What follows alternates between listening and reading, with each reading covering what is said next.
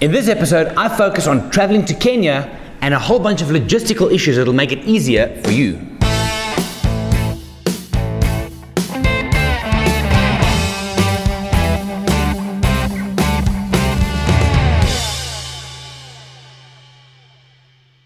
My name is Gerry, I'm from Walt, and this is episode 9 of the series of Q&A videos in which I answer your wildlife photography questions. Now, today's episode is going to be a bit more specific. As you might know, I've just come back from Kenya where I ran the Big Cats and Tuskers photo safari. And during the process, I asked you guys to ask me questions. Now, specifically with regard to traveling in Kenya, how, what, and where. Now, Joni got online, I think I must have just left, and asked a whole bunch of questions. And based on some of the other discussions I had with people, guest questions, I thought I'm going to take a lot of Joni's questions, thanks Joni, and work through those because it does help. Whether you're traveling to Kenya with me, with somebody else, whatever the case is, I'm sure these things will help.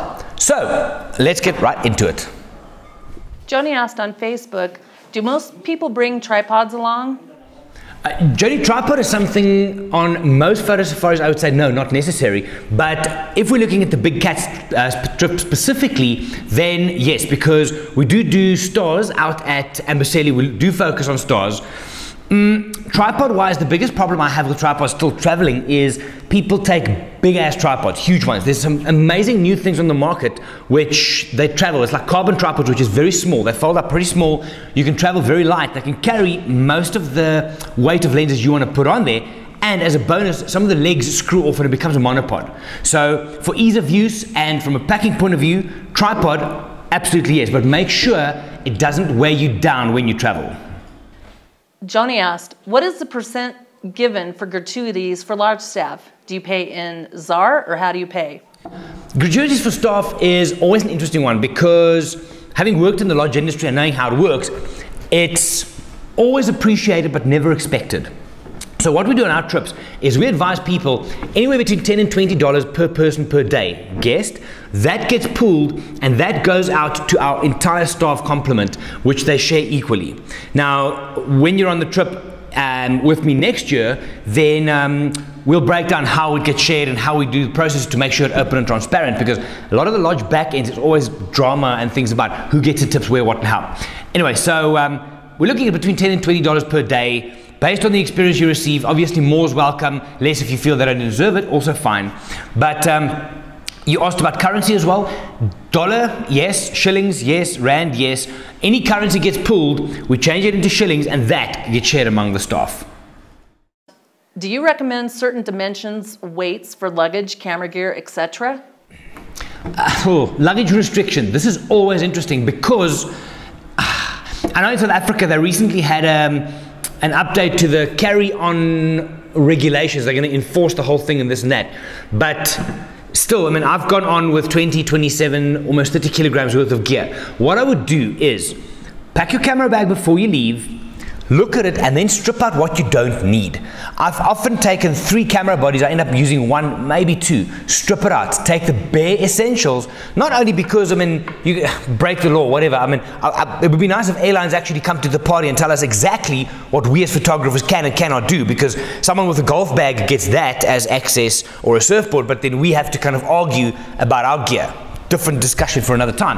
But yeah, I would try and minimize the stuff you take with you. What I sometimes do is, for example, chargers, lens hoods and such. If possible, and I know it's, I'm going to wrap my bag, for example, I'll put those in my check-in luggage and send that through. But each to his own. I would, however, look at your bag and strip out everything that you do not need. Joni asked, do you help plans suggest what international flights would be best to travel to Kenya for your Big Cat safari? Flight recommendations, absolutely. What we do for most of our trips, not just Kenya where we own the product, but all of our other safaris as well, is we obviously know where you need to be and when you need to be there.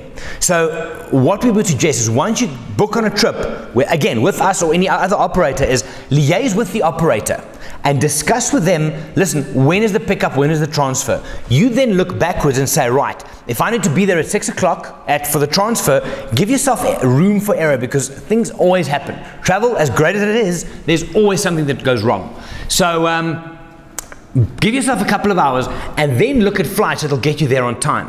What I say to most people is, if you're traveling with us, we do that discussion, then go and get a quote on the specific flights that you think from wherever you are in the world, send them through to us. Penny or myself will get back to you and say, yes, that's great, we can arrange the transfer, we can help you with a hotel or a day room, whatever the case is. But start from a communication point of view with the operator and decide when you need to be where, and then backtrack it from there. Joni asks, what are the temperatures there during February? What do you suggest for clothing for the February safari? Temperatures in February, in Kenya specifically, I mean, the Masai Mara was very moderate. We're looking at about 27, 28 degrees, so it's on the warmer side, but pleasant. The evenings can get chilly, whereas then we moved to Amboseli, which is a good 5 degrees hotter. It was incredibly hot in Amboseli a couple of weeks ago, and that's normal temperatures. We're looking at about 33, 34, with nice cloud buildup and maybe a thunderstorm in the afternoon, but it gets hot. You don't have to bring your woolies. So on that, clothing, I would look at anything that you can layer. I travel with a body warmer, a vest with a collar, one of the wild pieces of clothing, which for me is plenty. In the mornings it is chilly when you go out. Arms might get a bit cold, but as long as your body's warm, you're good to go. What I would also do is look at layers. If you do get cold, get a jacket over a body warmer, over a t-shirt, which you can then unzip and layer off as you go during the day. Gloves you will not need.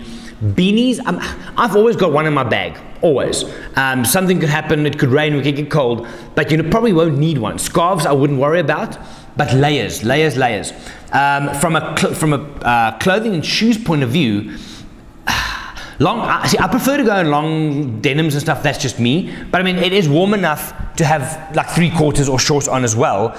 There are times when we get out the car and we lay down on the floor, whether at Lake Nakuru or at Amboseli, and you're shooting from floor level. So if you're worried about getting your knees hurt or scraped or whatever, wear longs, but you can get around it. From a shoe point of view, now this is, you need to have comfortable walking shoes, which I normally travel with, and then slip-flops or flops to walk around most of the time. However, and I speak from personal experience a couple of weeks ago, a scorpion sting on your foot is not fun. So, depending on where you are, wear closed shoes, but we can recommend that. But for most of the time on game drives when we head out, wear slops. It's just way more comfortable. Joni asks, do you charge batteries for cameras while out in the field? And should you bring more than one? Okay, charging batteries is always an interesting one, because when you go remote, it is a challenge. There's not electricity, some people running off generators and so on. What we do, and I'm talking Kenya specifically now, is at our camp, mobile camp, we have a generator that runs whenever we need it to. So we charge up things during dinner time, after breakfast, whenever, to make sure it's full. Then, and this is a pretty cool thing, each of our 4 Land Cruisers has a power grid built in. So if we're out for the day and you run into trouble or you're running out of battery life, so I'm still tired from the trip, I'm trying to catch up here, then we can charge them in the car as well. So don't worry about it. I would always, however, the moment you leave for the trip, make sure you have 1, 2, even 3 batteries per camera charged ready in your bag, so that when you get there, you don't have to worry about getting that done. You know it's done, and you can halfway through the trip, then charge your batteries. As an example, this last trip I shot a 1DX only, 1 camera, and I charged only twice during the trip. Probably about 4 days in and then right again at the end. So bottom line, you can charge at camp and you can charge in the vehicles. Joni asks, would a 75 300mm and a 200 500mm lens be good enough to get great photos, or do you suggest more lenses? The lens choices, Joni, that you mentioned there, 75 300 and 200 500, is great. Now, I would take both of those. You ask if you should take more lenses, I think so. I would go wide. Go wide and get something in the range of an 18 to 55. Go for like a 10-22 Canon or a Sigma 10-20 if we're talking the generic stuff. You can also go, for example, 14-24 Canon for Nikon and a 16-35 for Canon. The reason I say this is not only because the landscapes lend itself to shooting wide and getting all of it in, but, and I've mentioned this in the past, wildlife photographers often get stuck on big glass. They think zoom in tight, and that's how you get good shots. No. Good shots is about telling a story and feeling your images. I'm going to discuss this more in future episodes. But Get a wide piece of glass lens to take with you, and that should complement the lenses that you have. Birds, long lenses, yes. Landscapes, animal, close up, try and go a little bit wider. Always helps. Right, those are a couple of thoughts and ideas from traveling to Kenya, not just for our big cash trip, but for Great Migration as well. So, if you have any other questions on this, let me know. Otherwise, for now, we're going to put that aside. Right, I've got episode 10 lined up as well, where we're going back into the full-on Q&A for wildlife photography. There's questions on contrast to images, even things like how to start a photography Facebook page if you don't know how. There's also things like auto ISO that are coming up. But I need more questions. Yes, I'm back now for at least 2 weeks in the office before I head off again. So if you have any questions on wildlife photography, send them through and let me answer them for you. It's good fun. We're going to get to episode 10 during next week. Let's see how far we can take it. You keep asking me your wildlife photography questions, and I'm going to try and keep on answering them for you. My name is Gerry. I'm from Wild Eye. I will see you next time.